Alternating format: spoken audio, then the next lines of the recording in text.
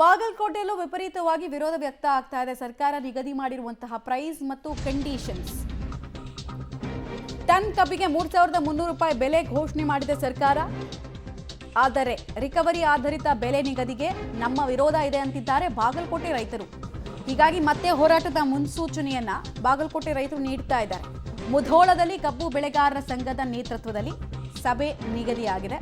ಸಭೆಯಲ್ಲಿ ಮುಂದಿನ ನಿರ್ಧಾರಗಳು, ಹೆಜ್ಜೆ, ಹೋರಾಟದ ಸ್ವರೂಪದ ಬಗ್ಗೆ ಚರ್ಚೆಗಳು ಆಗತ್ತೆ. ಯಾಕಂದ್ರೆ ನಮಗಿದು ಅನ್ಯಾಯ. ನಮಗೇನಿಲ್ಲ ಅಂದರೂ 1 ಎಕರೆಗೆ ಕಬ್ಬು ಬೆಳೆಯೋದಕ್ಕೆ 60,000 ರಿಂದ 70,000 ಖರ್ಚಾಗುತ್ತೆ. ಇವರು ಇಲ್ಲಿ ಬೆಂಬಲ ಬೆಲೆ ನಾಮಕಾವಸ್ಥೆಗೆ ರೇಟನ್ನು ಹೆಂಗಿಗೋ ಫಿಕ್ಸ್ ಮಾಡಿದ್ರೆ ನಮಗೆ ಅಸಲು ಕೂಡ ಬರಲ್ಲ. ಇಲ್ಲಿ ಲಾಭ ಬಿಡಿ, ಅಸಲು ಬರಲ್ಲ ಅನ್ನೋದು ಇವ್ರದ್ದೆಲ್ಲ ಮಾತು. ಟೆಕ್ನಿಕಲಿ ಸರಿ ಇದೆ, ನೀವು ಸ್ವಲ್ಪ ಸರ್ಚ್ ಮಾಡಿದ್ರೆ ಸಾಕು. ಅದರಲ್ಲಿ ಇವರಿಗೆ 1 ಎಕರೆ ಬೆಳೆಯೋದಕ್ಕೆ ಎಷ್ಟು ಖರ್ಚಾಗುತ್ತೆ, ಅವರಿಗೆ 1 ಟನ್ ಕಬ್ಬಲ್ಲಿ ಸಕ್ಕರೆ ಮಾಡೋದಕ್ಕೆ ಎಷ್ಟು ಖರ್ಚಾಗುತ್ತೆ.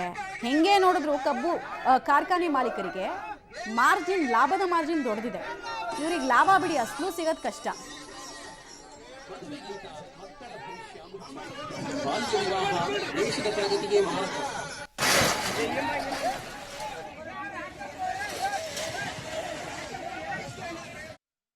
ಕಬ್ಬು ಬೆಳೆಗಾರರನ್ನ ಶೋಷಣೆ ಮಾಡೋ ಕೆಲಸವನ್ನ ಸಕ್ಕರೆ ಕಾರ್ಖಾನೆಯ ಮಾಲೀಕರು ಮಾಡ್ತಿದ್ದಾರೆ, ಸರ್ಕಾರ ಮಾಡ್ತಿದೆ ಅನ್ನೋದು ರೈತರ ವಾದ.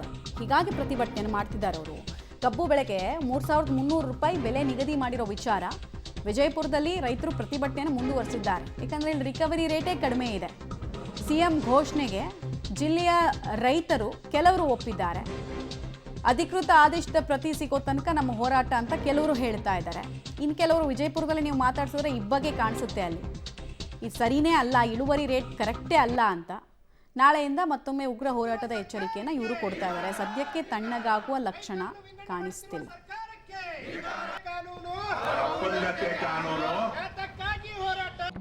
ವಿಜಯಪುರ ಜಿಲ್ಲೆಯಲ್ಲಿ ಕಬ್ಬು ಬೆಳೆಗಾರರ ಹೋರಾಟ ಏನಿದೆ ಇವತ್ತು ಕೂಡ ಮುಂದುವರೆದಿದೆ. ನೀವು ನೋಡ್ತಿರ್ಬೋದು, ನಾವೀಗ ವಿಜಯಪುರ ನಗರದಲ್ಲೇ ಬರುವಂಥ ಏನು ಜಿಲ್ಲಾ ಕಚೇರಿ ಬರ್ತದೆ, ಆ ಜಿಲ್ಲಾಡಳಿತ ಕಚೇರಿ ಅದ ಹತ್ತಿರನೇ ಏನು ಅಂತಂದರೆ ಇದೀಗ ಏನು ಅಹೋರಾತ್ರಿ ಅನಿರ್ದಿಷ್ಟಾವಧಿ ಒಂದು ಧರಣಿ ಸತ್ಯಾಗ್ರಹ ನಡೆಸಿದ್ದಾರೆ ರೈತರು.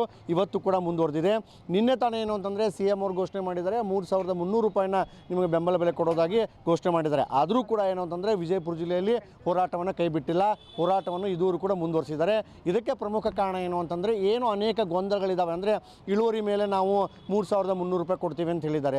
ಅದೇ ರೀತಿ ಏನು ಅಂತಂದರೆ ಈ ಇಳುವರಿ ಮೇಲೆ ಅಂತಂದರೆ ವಿಜಯಪುರ ಜಿಲ್ಲೆಯ ಇಳುವರಿ ಏನಿರುತ್ತೆ ಅದು 10% ಇರುತ್ತೆ. ಆ ಕಾರಣಕ್ಕಾಗಿ ಏನು ಅಂತಂದರೆ ನಮಗೆ ಸ್ಪಷ್ಟತೆ ಬೇಕು, ಸ್ಪಷ್ಟತೆ ಇಲ್ಲದೇ ನಾವು ನಮ್ಮ ಹೋರಾಟವನ್ನು ಹಿಂದೆ ಪಡೆಯಲ್ಲ ಅನ್ನೋ ಒಂದು ನಿಟ್ಟಿನಲ್ಲಿ ಈಗ ಏನು ಅಂತಂದರೆ ಹೋರಾಟ ಮುಂದುವರೆದಿದೆ ಅಂತ ಹೇಳ್ಬೋದು. ಈ ಹೋರಾಟ ಏನಿದೆ ಅಂತಂದರೆ ಈಗ 5ನೇ ದಿನಕ್ಕೆ ಕಾಲಿಟ್ಟಿದ್ದು. ಇವತ್ತು ಕೂಡ ಏನು ಅಂತಂದರೆ ವಿಜಯಪುರ ನಗರದಲ್ಲಿ ಅಷ್ಟೇ ಅಲ್ಲ, ಜಿಲ್ಲೆಯಲ್ಲೂ ಕೂಡ ಅನೇಕ ತಾಲೂಕುಗಳಲ್ಲಿ ಕೂಡ ಏನು ಅಂತಂದರೆ ಹೋರಾಟ ಇದೇ ರೀತಿ ಮುಂದುವರೆದಿದೆ. ಅನೇಕ ಜನರು ಏನಂತಂದರೆ ವಿವಿಧ ರೀತಿಯ ಹೋರಾಟಗಳನ್ನ ಮಾಡ್ತಾಯಿದ್ದಾರೆ. ಕೆಲವು ಕಡೆ ರಸ್ತೆ ತಡೆಯನ್ನು ಮಾಡಿದರೆ, ಇನ್ನೊಂದು ಕೆಲವು ಕಡೆ ಅಂದರೆ ಬಾರ್ಕೋಲ್ನಿಂದ ಹೊಡೆದುಕೊಂಡು ರೈತರು ಏನು ಅಂತಂದರೆ ಒಂದು ಆಕ್ರೋಶವನ್ನು ಹೊರಹಾಕ್ತಾ ಇದ್ದಾರೆ. ಇದ್ರ ಜೊತೆಗೆ ಏನು ಅಂತಂದರೆ ಇವತ್ತು ಆಲ್ಮೇಲ್ ಬಂದ್ ಕೂಡ ಕರೆ ನೀಡಲಾಗಿದೆ.